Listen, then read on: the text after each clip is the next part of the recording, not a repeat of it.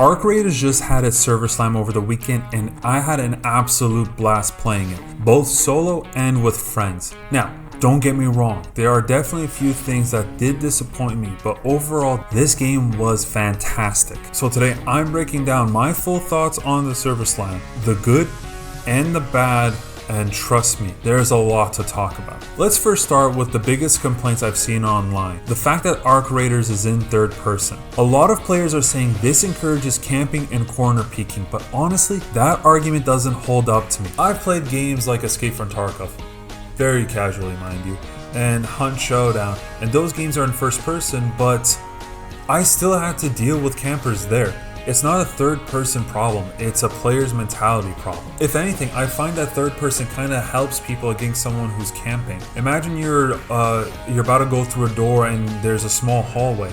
Well, you could corner peek to see if there's people camping there. In first person, you don't know. You go in, boom, you're dead. But here you could at least look and punish those who are camping. But if someone's at the end of the hallway behind a row of lockers, obviously at that point you're not going to be able to see them, but they could see you, but you still couldn't see them. So if it was in first person, you're coming down the hall, they hear you, boom, you peek the corner, and before you have a chance to react, they're going to shoot you and you're dead, right? I don't see the logic behind this hate for it being in third person. But honestly, I prefer the game being in third person. Third person makes the world feel more immersive. You can admire your character, see the terrain, spot flying enemies off the distance and plan ahead. It fits the game's whole exploration vibe perfectly.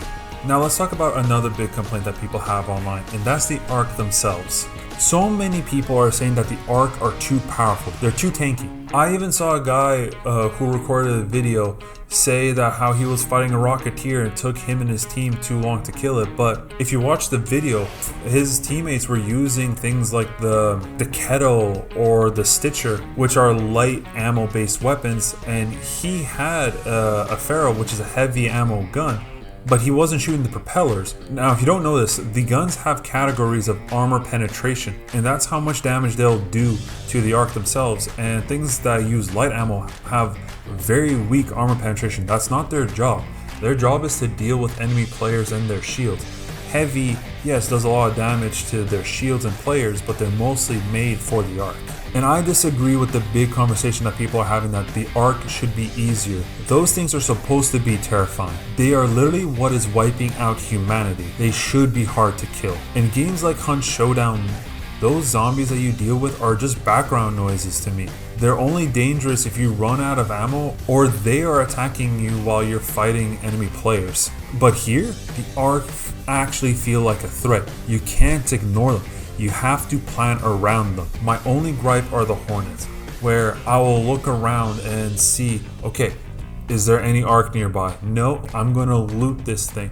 And then suddenly I'm getting attacked by two of them. Where did you come from? So now I want to talk about the stuff that I didn't like too much with the server slam. But to be fair, these are only specific to the server slam, and I know these won't be an issue in the full release. But after a few raids, I had all my workbenches built, but then that was it. I couldn't progress them and make them higher level, which kind of killed my motivation to keep looting. Near the end, the only thing I was ever picking up were things like cat beds or dog collars to sell them. I didn't grab anything for crafting or anything, I just wanted more money. And I didn't have this problem with the tech test, but again, this is something that I think is just a limitation to the server slime. But this is something that really did annoy me. So in the server slime, you get to do the character customization, and it shows you an armor set that you can get at level 10. And this armor set to me is the mascot of the game, how Master Chief is for Halo and how Tracer is for Overwatch. You see this armor, you know that's Arc Raid. And I put so much effort to try and get to level 10 as fast as possible to get this armor, and I couldn't wear the helmet. My favorite part of that armor set, I'm like, why? And I know this is probably never going to be a thing in this game, but I would like to be able to change which armor set has which helmet. I think that would be a fun thing, but I don't see it happening. It kind of reminds me of the armor core system of Halo Infinite, where if you want the Yoroi, you could only have Yoroi pieces on that. If you wanted the Halo Reach armor sets, you could only have the Halo Reach Armor set. So I think I just have a little bit of a sour taste in my mouth from that. But another thing that did frustrate me with the game, and I don't know if this is just a me thing, but when I would load up a match, sometimes I would see, oh, there's a night raid happening or Electro Storm. I'm like, I want to play those, but I couldn't select them for some reason. There was a timer on them, and it wasn't saying that this was a countdown to them being open. It just looked like the availability of those maps was counting down. And I would play 3 games and I couldn't choose them, and then boom, suddenly I can choose them. Why? I just want the game to explain why I can't select those maps. It might have been just me, but we'll see. Now, enough of the negativity. Let's talk about what Arc Raiders absolutely nails. First off, the visuals. This game is breathtaking. Retro sci-fi is one of my favorite aesthetics, and they nailed it here.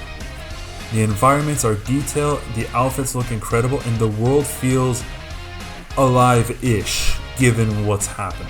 I do think that facial customization does need some work.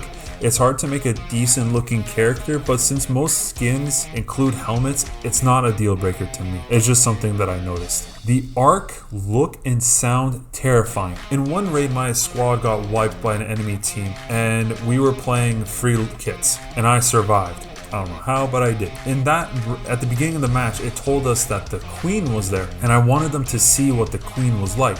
So I got to a little island not too far from her, and I shot her. And the way she slowly turned around and then started shooting me with a laser beam felt terrifying, that this little rock that's in front of me is protecting me. And hearing my friends in the background just watching me getting scared of what they're seeing. And again, they're not even playing it, they're just watching it, was so much fun. And then one of my friends decided to make the bad decision of shooting a Bastion, because he was like, oh, what is it gonna do? Turned around and started to attempt to vaporize him with the minigun.